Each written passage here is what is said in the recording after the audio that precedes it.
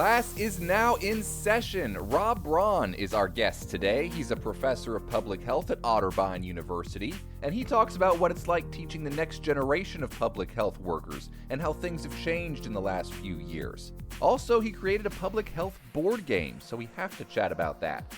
And later, which fruits and vegetables are trending this spring? We find out in the debut of our fun new Learn with Nern segment featuring our own Mary Nern.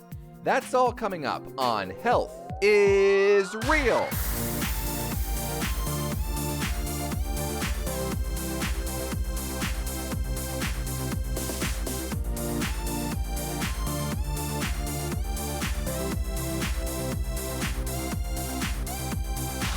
Come on in, stay a while. Andrew Stinson here alongside Zach Watson. The name of the podcast is Health is Real from Franklin County Public Health.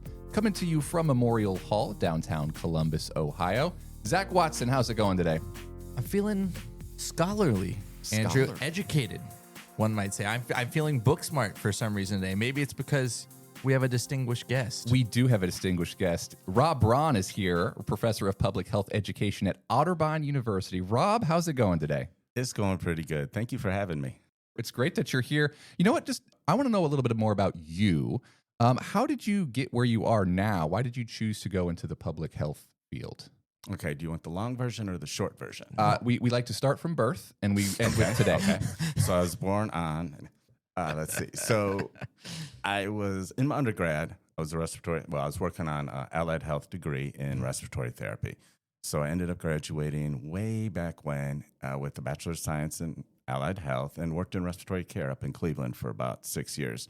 Throughout that time, in dealing with asthmatics and COPDers, I really realized that, one, many of them didn't know how to use their inhaler or when to use it, or, when the symptoms or the signs are showing that they're going to have an issue or an episode and need to come to the hospital. So I was talking to one of my nursing friends who happened to be looking at a master's in public health at, I think, the University of Chicago, and she was telling me about this master's program in public health that sounds like something I would be interested in, because I talk a lot of, I work with my patients about how to use the inhaler correctly, when you might have to use it, things like that, or why the doctor gave it to them in the first place.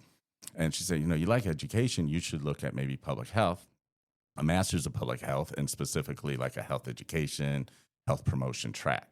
And that kind of really got me thinking. So I, looked into it. I found George Washington University in D.C. was starting up their program. It was only a couple years old, so I knew I'd have a good chance of getting accepted because it was still new. They were still trying to get students in. So I applied. I got accepted.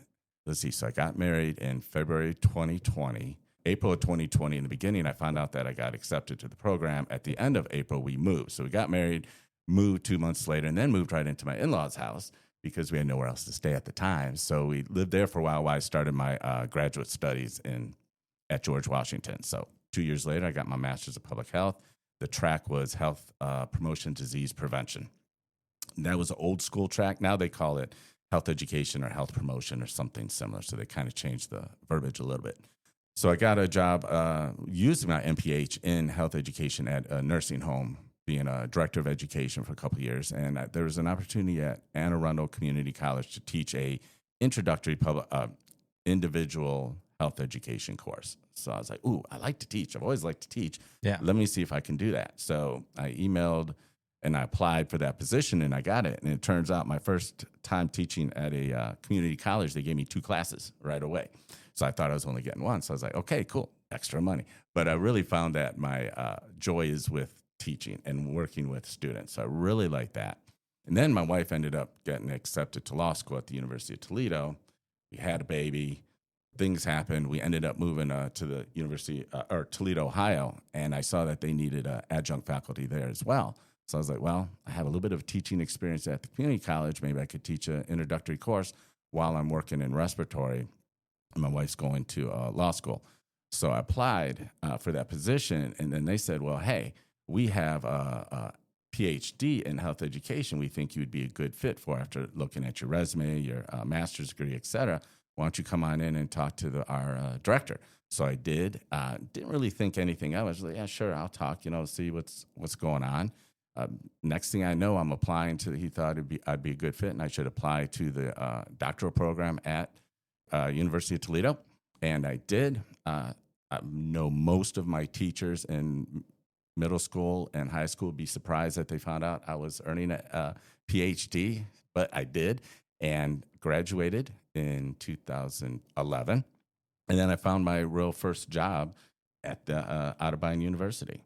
Okay, I like it. That, and listen, we love hearing the history just because you've just got so much good experience. I mean, you've been all across the board, from nursing homes to the hospital system, and now you're in academia. Mm-hmm. And I mean, it's great, and I got to imagine it's helpful for your students. But given all of that, now that we know your history, what's it like being a professor of public health, and what's a typical day like for you? It's always interesting, never a dull moment. The one thing good, going back to your comment, between my bachelor's and master's degree, I had 6 years of clinical, hospital experience. And then between my master's and doctorate, I had a bunch more experience. So it wasn't like I just went right through to get all my degrees. I have a lot of experience, like you said, that really I pull into my classes to use when we're talking about issues, social determinants of health or things like that. So I like the way my route. It worked well for me in that now I can use these experiences that I saw firsthand in class discussions to really make it relatable. So going back to your question, Tuesdays and Thursdays is usually days I teach. So our class schedule is Monday, Wednesday, Friday, or Tuesday, Thursday. The Tuesday, Thursday classes are an hour and 20 minutes. I like the longer class periods because we get to talk a little bit more, get more in-depth discussions. Sometimes with those Monday, Wednesday, Friday classes, you start a good discussion, then it's time to go. So, you got to then wait to the next day to continue that discussion. So I like teaching on Tuesdays and Thursdays. And then Monday, Wednesday, Fridays is kind of my meet with the students, advising, research, prepping for that next discussion in those classes, grading, or anything else. So I might come in and look at a Wednesday and my schedule is clear. Next thing you know, I'm not doing a thing I wanted to do because I'm putting out fires or I'm, getting students where they need to be, or there's a meeting because if you know me, I sometimes forget to put stuff on my schedule. So then I'm like, oh yeah, we got a webinar. I got to go to this meeting. So, that always takes away from the day. But again, it's never a dull moment. The funny thing with being a faculty is a lot of times I have office hours, but no one really wants to use my office hours. And I love the fact that my students feel comfortable enough to just come in and visit or sit down and talk. And that's the environment that I really kind of try to cultivate, more of a family feel to the major. Mm-hmm. So no one will really make an appointment to come see me. They'll just come sit down and say, hey, Rob, how you doing? I have a question, or there's an issue, or this or that. So in that I welcome. I love that's the best part. You talk about class discussions and having some of those, and you like the longer class period. Is there a recent class discussion that sticks out to you? Like what have you been talking about recently?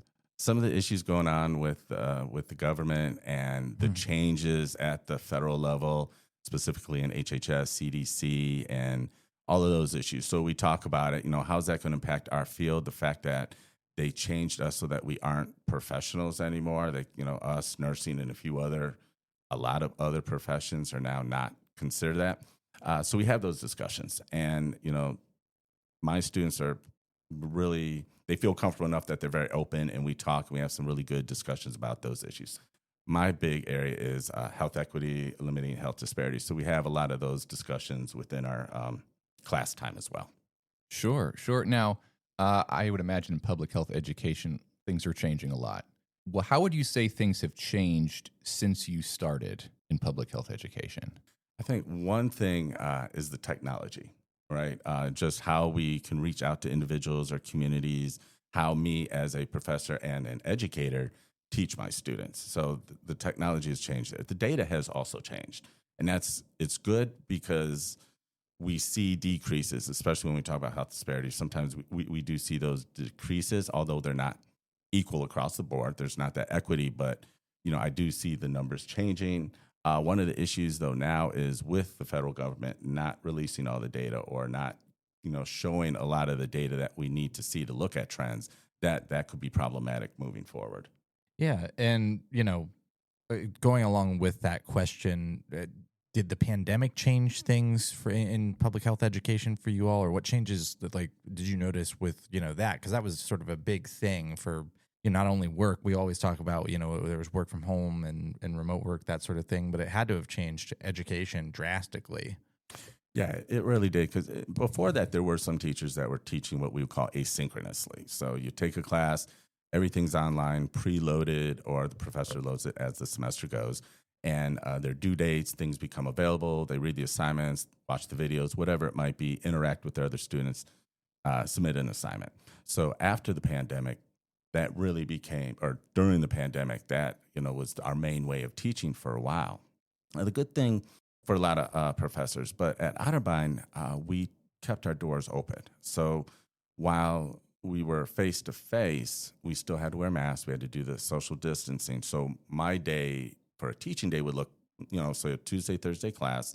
Tuesday, half the class would be in face to face in the classroom with me, teaching, discussing whatever the issue or the topic might be. But then the other class is at home or in their dorm or wherever they're at, watching virtually. Mm-hmm. So I'd have the camera on me and I'd be interacting with the students in class. And then Thursday, those that were in Tuesday would be at home Thursday. Got you. And those that are online Tuesday would be in class Thursday. Gotcha. So that was kind of our teaching method for the first year or so. And Otterbein gave us that choice, right? I didn't want to teach anything but in face-to-face. So for me, there was no choice. We're going to be in class, half the class Tuesday, then the other half the class on Thursday. I want to see my students face-to-face. Some just decided all virtual. So some just taught virtually the whole semester. Maybe they're from their house or their room or their office or wherever, but they would teach virtually. So it'd be synchronous, meaning we'd meet online at a given time. And then there's hybrid, which is half online, half in class, and then there's just the total asynchronous. You're on your own. Yeah. Just follow the due dates. Yeah, and one of your students is Grace, who is our intern in the comms department here at FCP. Say hello, Grace. Grace is not here. She's on spring break this week. She's here in spirit. She is here, and she's always here in spirit. She is, and we need to get her on at some point. Absolutely. Because she'll have a lot to contribute to this conversation too. Absolutely. I hope good stuff, right? Yeah. Yeah, we'll see what she has to say about you. I guess that's really the test, right? Well, hold on. Let me pay her now. Yeah. Yeah, go ahead and do that. So we had some questions that we might ask Grace, but we wanted to ask you, you teach, classes now, but if they gave you the ability to create a new class to teach, what class would you create? Okay, so I think one of my weak points is the use of social media in health education, in public health education. I think I would like to tackle that. So how do we use Instagram, Twitter, or X? Twitter's separate from X. Or is X Twitter now? X is just the new name. X is the new name for Twitter. I'm pretty upset about it. Anyway, don't cut it. No, I would like to make my feelings. Zach has made his feelings known before. And I call it again. Twitter still. You can't stop me. No, I call it tweeting. Like, what am I supposed to? I'm Xing. Like, anyway, sorry, Rob. You were speaking about important stuff. I'd rather be Xing than talking about this anyway. So yeah, I would like to use social media more in health education, for behavior change, for modifying behavior, or just even, letting people know about an issue. And I think that's one thing that's not necessarily my strong point, is embracing those social media. I only recently, last year or so, got Instagram, and that's because a couple of my students bullied me into making an account. So Yasmin, Janata, thank you for that. A little shout out to you too. And going off of the social media thing, I'm curious because AI is such a big buzzword now. It's all over the place. And I'm wondering from both an education perspective as a college professor, but also in the public health world, like what are your thoughts about AI, the positives, the negatives that you see, anything you want to talk about related to AI? Yeah, I'm still trying to catch up on that one too. I'm learning that it can be a good thing, but then students sometimes use it for their whole paper. So I have to figure out a way that, we could either capture that so they don't use it or embrace it and use it what it could be for. I think over the summer, that's one thing I'm going to kind of focus some of my energy and time on, is learning more how we can use AI in health education to promote X, Y, and Z, but not rely on it. Because I don't want students to lose their critical thinking skills by, Rob needs this done. Let's just put it in the AI and get an answer. when you're not thinking through the issue or the scenario and coming up with an answer on your own. So that's the one fear I do have, is that, we may, and again, I'm just talking off the top of my head there, the critical thinking skills, it's still imperative that students have those and not rely on ChatGPT, AI, or whatever else they may be using. So it's a fine line. I know we can use it. We can embrace it. Just got to figure out how. I tried to think of a use case scenario where I would actually use AI, and because I'm like, this is just like a speedier Google search is mostly what I see people using it for, and I would just rather go to Google or AOL search, the much superior search engine. Yeah, Zach's actually from 1997. Yeah, That's Kate. AOL's search engine is back, and it's way better than Google because it's like using Google from like 2005. And also MapQuest is back, baby. And I'm going to start using MapQuest again. And they do have an app, by the way. You don't have to print off. How is the MapQuest app different from like Google Maps or Apple Maps or anything like that? It's not, but it's just fun. Okay. It's just funny to do it because it's just like, yeah, just put it into your Google Maps. I'm sorry, I use MapQuest. Anyway, and I do that, and then I put my headphones on from my Sony Walkman. I know it's Walkman. But so I thought about the use cases I would use it for, and I went to Encyclopedia Britannica, I want to say, has their own little AI thing, and you go to it, and I'm like, okay, like you're pulling from, because that's the thing is like, and this being in education, it's just like we pull information from trusted guardrails and arbiters of verified information. So encyclopedias and in our textbooks and stuff like that. So it's like, well, if you can pull it from the trusted source, that's what is good to me, because the AI hallucinates. I'm concerned about actually getting something wrong and being misinformed and that sort of thing. And even on Encyclopedia Britannica's AI like little tool page, it's like has an asterisk that said like answers might be incorrect. And I'm just like, yeah, then why? Like what's the difference between using this and asking your best friend Chad? Chadstopher, like, hey Chadstopher, like what we have a college character named Chadstopher. It's like Chadstopher, like what, like how many, like what percentage of the earth is ocean? It's like, I don't know, man, a lot of it. It's like what's the difference? They're both wrong. At least Chadstopher had a mildly entertaining answer. But I'm the Encyclopedia Britannica, bro. I'm the Encyclopedia Chadstopher. Sorry. You're being proactive about it, and I hope you can figure out a way. I don't think it's easy to do that. No, and the big thing I'm worried about is the environmental impact of AI. Mm-hmm. That's really what I'm worried about, because from what I understand, the amount of water, the amount of electricity that it uses is really, hurting towns, hurting cities, hurting those communities, and that worries me. So from that standpoint, I'm like, I wish it would go away, because, public health is everything. Our major, public health education, is a small track within a much bigger umbrella, which I say is public health. So that's how I explain it to my students. Yeah. I say, you open up that umbrella is public health. But under that umbrella, you have epidemiology, biostats, global health, used to be called international health when I was in my MPH. Public health education, maternal infant health, sexual health, all these different tracks that you could go into under the public health umbrella. The great thing about our major is that you could function in any of those tracks. And that's what I tell my students. Because even as seniors, some of them are worried. Well, there's such a big field. What do I do? Where do I go? And one of my suggestions is always look at a health department. Because if you go to a health department, it may not be the exact position you want right away. But when you guys do apply for, or you guys do make announcements, you have a position open, something like that, it's usually internal before it goes external. So once you get your foot in the door, okay, I'm working in sexual health department, and I like it, but there's an opening with maternal infant health, and that's my passion. So then if you're already in the department, you get that announcement earlier than outsiders, so you can apply for it. So that's one thing I always suggest to my students when they're, starting to look for jobs and things like that. Health departments are awesome. You guys are awesome. Columbus Public Health, the other health departments around here, they all offer unique opportunities. So I encourage them to go that way. I think you are associated with the Westerville chat. Is that right? Can you talk a little bit about that? Yeah, Jasmine has to put up with me. So that is a true fact. Poor thing. Give her your condolences next time you see her, because I could be a pain in the butt sometimes. Ask any of my students. I drive them crazy. Back to the chat. Yeah, the chat is the Community Health Action Team. We are part of Westville. We were one of the original ones. Right before the pandemic, we started out.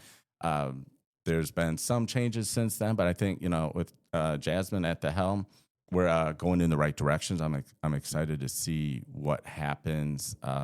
So for those that don't know, the chat is a Community Health Action Team, and it's kind of a local group of community members, employees, or whoever really wants to be involved in their community and take action and make a positive impact in their community. So I am the co-chair. I'm also a resident of Westerville. I love the city, and we're just trying to get more people involved. So if anyone is interested in a Westerville chat or getting involved, there's a website. Mm-hmm. We have a chat page on our website. Yep. Yeah, if anybody in Westerville is listening and they want to learn more about the Westerville chat, please email me at rbraun@otterbein.edu. And I'd love to explain to you a little bit more about the chat and how we can make a positive impact in our community. I have one other question that we didn't have planned. Sorry. That's fine. This is one of the things that I remember about you. You also made a public health board game. He made a public health board game. Really? Yeah, it's been played at an event I was at. Do you want to talk about it? Well, I would love to talk about it. Thank you. So a little bit of a backstory. One of my favorite classes to teach is our health equity issues with minority health class. Mm-hmm. And I'll give a big shout out to Otterbein University because we can speak the language. We can talk about health disparities. We can say those words that a lot of other institutions or facilities cannot say. So that I really do appreciate.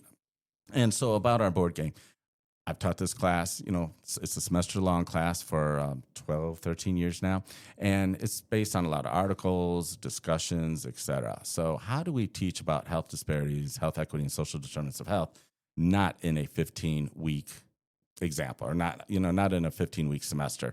So we put together a board game, and we really developed it based on the game of life. But unlike life, not everyone has a great outcome. So for the game, everyone starts off in poverty with either a high school diploma or a college education, a bachelor's degree. Mm-hmm. And based on that, you have other set of demographics. Maybe you're married, maybe you're not. Maybe you have a car or you're taking a bus.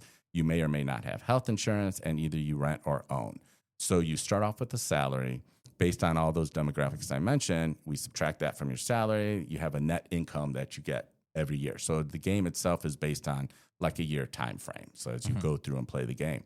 And as you play the game, there's three types of cards that you could choose from based on the square you land on. The one is a daily activity card. The other is the did you know card. And the third is the scenario card. So the did you know cards, DYK, those are one thing we want to make sure everyone understands and learns about are the health disparities that do exist in America. So the did you know cards are focused strictly on those. So they're based on statistics from CDC, census data, things like that. They're all legit statistics. For example, looking at high school education, talking about racism, talking about infant mortality, cancer, HIV, all kinds of issues, police brutality, all that stuff. So all that important stuff. So that's the did you know cards. The daily activity cards are very plentiful. That's the most squares on the board are those. So, you land on it, you pay your bill. Maybe you have a kid born. Again, you don't have to be married to have a kid born, right? So, it's very fluid in all the options or all the things that can happen to you. Get education. So it's not all negative. There are positives too. You could get a raise, you could go and get more education, but you got to pay for it. So we've played it a couple times where people had the opportunity to move up and maybe get a master's degree or a doctorate degree, but they didn't have the money in front of them to do that. So they couldn't get the education. I'm like, that's real life. Sometimes you just can't afford to do things, unfortunately. Speaking of that, you all get money. So everyone has money that they hold on to, that they have to pay bills with. There's a banker, things like that. And people get very protective of their money. So they want to hold on to it. Even if it's just play money, they don't want to give it away if they don't have to. But the game is basically just, it's real life. It's things that we'd have to deal with day in and day out. Someone might have a child that's born. Another card they pull up, unfortunately, your child passed away. right, due to homicide, violence, or sickness, etc. It's real life examples. As a matter of fact, we did have to put about a year or two ago a trigger warning on the game because it did hit someone a certain way, and we felt horrible about it. That wasn't our intention. Yeah. But because of that, we did put a trigger warning that someone might be in a situation or family member or something like that they're going through. So just to give people a heads up, the game itself, we kind of have three parts to it. The first part is the discussion about the terms that they'll deal with in the game. So what is health equity? How is it different from health equality? What are health disparities, and what are the social determinants of health?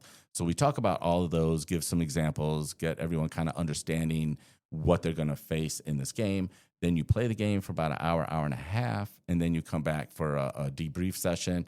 And we try to focus on, the people that are playing, how this game experiences relate to their field, who they work with, or what can they do about certain issues. So we always kind of go back then to the did you know cards. So we know infant mortality is higher among Black babies than white, Hispanic, or Asian babies. What can we do about it? So we try to start those conversations as well.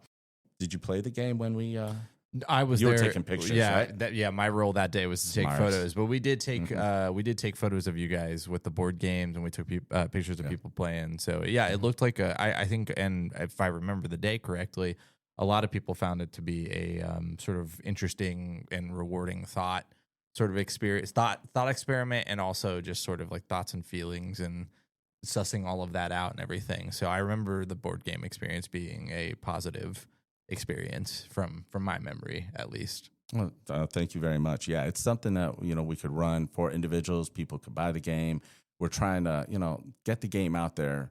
Obviously, we want as many people to play it as possible because we think it's a great learning tool, especially maybe high schoolers, college. So another place I think would be medical schools, nursing schools, things like that, because it's a quick way to learn something instead of having to sit in front of a professor, but also fun. And it's impactful. It's very impactful. Yes. So I hear a lot of laughing, crying, like, oh, man, some people might lose their job or get evicted, lose their health insurance. We had one example where the guy didn't have health insurance, drew a daily activity card that gave him colon cancer. And since he didn't have health insurance and cancer doesn't kill you right away, we gave him 4 more turns to play, kind of like 4 years. Yeah. And then he died afterwards. So, it's real life. Unlike the game of life, not everyone will finish. Yeah. So I've got 2 questions left for you. One planned, one unplanned, as per usual. So magic wand. If you had a magic wand and could change one thing related to public health, what would you change? That's a wonderful question. I think I would change the attitudes and beliefs of people about public health, their views about public health. Because right now, again, between all the misinformation, all the bad information that's out there, and the fact that we don't have information, and it's not helping anyone when you're not giving people the right information or correct information, or you're twisting it for your own personal gain. And that then erodes the trust between the researchers, the experts, and the community members. So I think if I had a magic wand, I would say I would want to change the attitudes and beliefs about community members so that it is positive about public health. And then my unplanned question. So, Rob, Otterbein fun fact for those of you who don't know, there's technically 2 mascots. And let me know if I'm wrong, but if my memory is correct, the school has an academic mascot, and then there's the sports mascot. Am I lying? I thought that the academic mascot was an actual otter, and that the sports mascot is a cardinal, right? I can neither confirm nor deny the allegations set forth. Oh boy. Okay. No, I've heard otter, the actual animal, was our mascot. I did not hear if it was academic or not. Okay. I don't know. I could be making that up. I am AI. If anyone listening knows, feel free to email us. I've hallucinated this reality for the premise of this question. So really quick, we don't have to go a long time on it. You guys don't have to give this question a lot of serious thought. But if you had your own university that you ran, that you created out of thin air, like that one movie, Accepted, South Harmon Institute of Technology, what would your mascot be? Like, what would your choice of like, what would you want the mascot to be? I don't have an answer for myself. I'm going to think about this, but hopefully you all have an answer faster than me. I'm going to go giraffe. Oh, that's a good one. Yeah. That's a good one. You don't see it very often. Not a lot of giraffe mascots in the world, so it'd be unique. Plus, I just like, they're big and tall. I like giraffes. I think I would do a narwhal. Or a jackalope, those bunnies with the antlers that don't really exist. One of those two. I do admit, like, are narwhals real? I believe so, yes. Prove it. That's kidding. I don't know. Let's ask AI. And it'll tell us for sure. But yes, so that leaves Rob, our esteemed guest. What would your school's mascot be? Female Jedi. That's okay. You would have to go through so much licensing agreement with George Lucas. You said anything in the world, I'm assuming I would get it approved. I wasn't thinking copyrighted material, but I mean, yeah, that's fair game. I thought about Jedi because obviously I love Star Wars, but I would say whatever it is, it would be female. Because there aren't enough female mascots out there. I agree. So I think from that aspect, because I thought of a knight to begin with, like with the sword and the armor, then I'm like, you know what, let's make it female. Because we don't see enough female mascots. So yeah, I love that. I would go with that. I love that so much. Yeah, and you're right. And you know what? This is your university. It can be a female Jedi. Absolutely. I just thought about like the proceedings and everything that George Lucas would make you go through, which is insane. George Lucas would make you jump through hoops to get that name. Disney too, all right? Oh God, yeah, Disney. Yeah. Disney, notoriously easy. Well, if I tell George that, I'm going to name the university after him, so it's going to be the George Lucas University, maybe that would entice him to let me do it. Lucas needs you could teach public health and cinematic arts. And I would go to that university. I like that. And if the students act up, I'll just whip up my lightsaber. Yeah. There you go. Yeah. Oh man. The more we talk about it, I'm in. I have nothing to invest, but I'm in. Awesome. Well, listen, Rob Braun, professor of public health education at Otterbein University. Rob, thanks so much for coming on the podcast. No problem. Thanks for having me.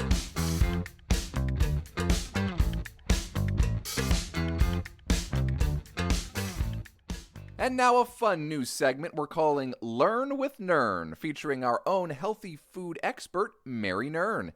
Zach, hit me with that intro. Do not set yourself on fire.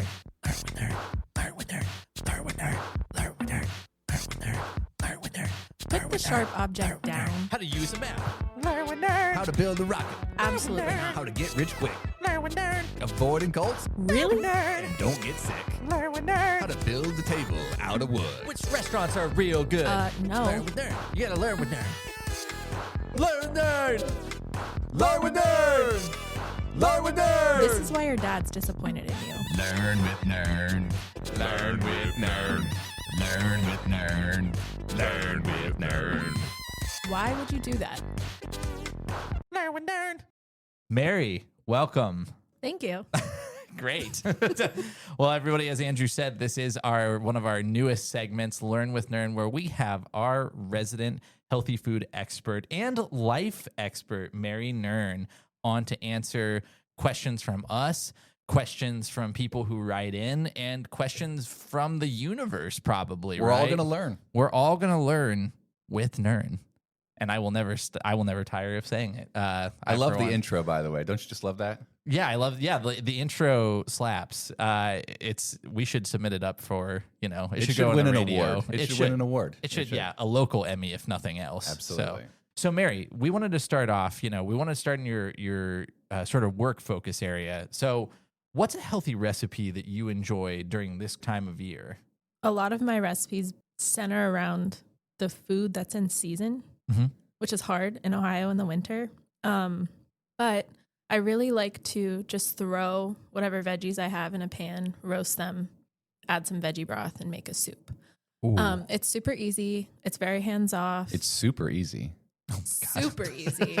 There we go. Had to. Super easy. All right, that's the end of our segment. Thank you.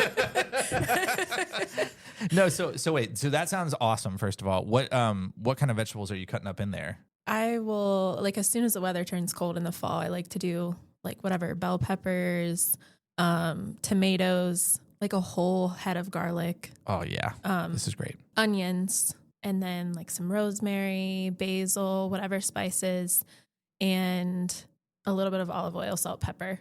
And then once they're done roasting, like I said, blend it or use an immersion blender with some veggie broth or chicken broth, whatever kind of broth you like.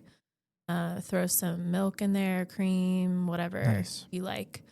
It's obviously best fruits and veggies are in season, like I said, but if not, throw in some extra spices and add a little extra flavor, and it's easy, delicious, comforting. I'm a big peppers and onions guy. Like I love bell peppers and onions, so that hits right home for me. So you heard it here first. Make a soup with some of the, whether they're in season or whatever vegetables that you can find or want. Throw a carrot in there. I don't care. I don't care at all. That's the end of the segment. There we go. No, we did want to ask you something else. So we're not going to be in winter forever. Did you know that? I don't feel that way. But logistically, hopefully. January didn't feel like 4 months at all. No. Not one bit. But eventually we're going to get into some slightly warmer weather, spring, my personal favorite time of year. If you had to guess, what's sort of going to be the up and coming trending fruit, vegetable, what have you for spring? What do you think's going to be sort of hot in dishes this year, or something that people really want to put in their dishes? A hot dish, if you will. Oh my God. This has got to stop. Kale has been really big lately, so I could see that continuing a bit. Strawberries in spring in Ohio are always hot because they're just so juicy and red and delicious. So yeah, I think vegetable-wise, it'll keep being kale. Strawberries fruit-wise. Interesting. And I've seen strawberry kale salads, actually, I think, somewhere across the board or on a menu somewhere. But I feel like I've been hearing a lot more about arugula recently. I don't know why. It's just arugula has been popping up. Well, it's fun to say. Arugula. Yeah. Yeah. This is a wordplay podcast. This is not, we are not talking, we're just talking about how fun the words are. I could see clementines. I know it's not like a native. I could see clementines sort of making a big thing in a way. You know what's hot right now, actually, is a sumo orange. A sumo orange. Because orange season is the winter, so they're the best in the winter. Sumo oranges, I think I'm being duped. They're like twice the price of a regular mandarin. They're just like a jumbo mandarin. I don't know if they taste better. I think I'm falling victim to the trend, but they are so good.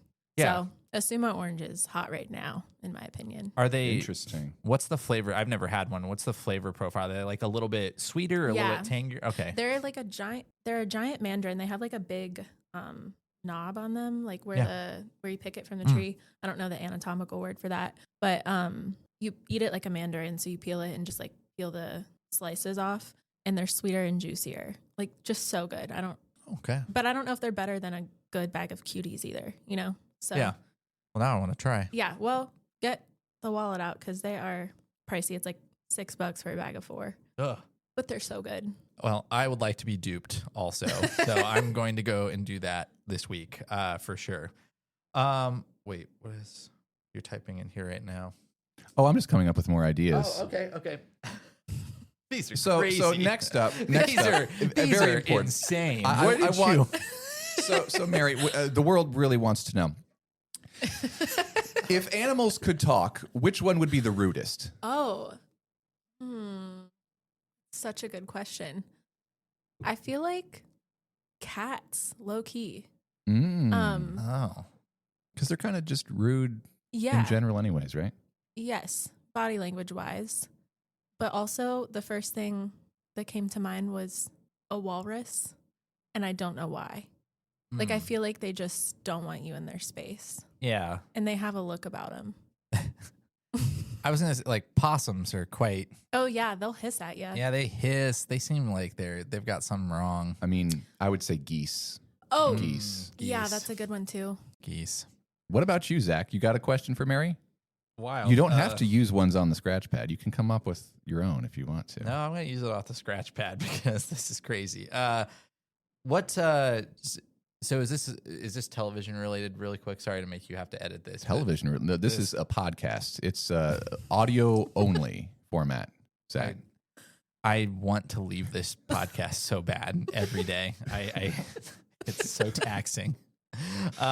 I think here's what we were going for. What is your weirdest comfort show, as in a television show, I believe, right? Yeah. Yeah. Okay. What's your weirdest comfort show, Mary? This comes right to mind. Dance Moms. And it's because every time I've gone through turmoil in my life, I can't, for a breakup, for example, if we were watching a show together, listening to music together, doing whatever, it's done for me. I can't go back to it. And I can't, I'm not a piner in that I'll listen to sad music to make myself sadder or things like that. Dance Moms, nothing about it is relatable. I don't get reminded of my real life at all. It's so entertaining. It's ridiculous. Everyone in that show's brain needs studied. It's just so good. And so anytime I'm like, ooh, things are bad, Dance Moms, perfect escape. Nice. Off mic, I will tell everyone the story of when I got hit on by a group of dance moms at the Park Street bars one time. But Well, you could do that on mic if you wanted to, Zach. that doesn't seem like it's going to get in the podcast. I danced for 10 years and I only did 1 year of competition and I was 7 and my mom was like, we're not doing this. I loved it, but she was like, I actually can't do this because it is so just catty and crazy. So yeah, Dance Moms for sure. And the most recent time I watched all 9 seasons, I also listened to every single podcast that they all were on. Did you just say the most recent time I watched all 9 seasons? Implying there are multiple times you watched all 9 seasons? Unfortunately, yes. I can't believe that. Jesus. That was good that you caught that. I was going to let that go, not thinking about it, but hey, you know what? You know what? We learned with Nern today. I really did learn with Nern.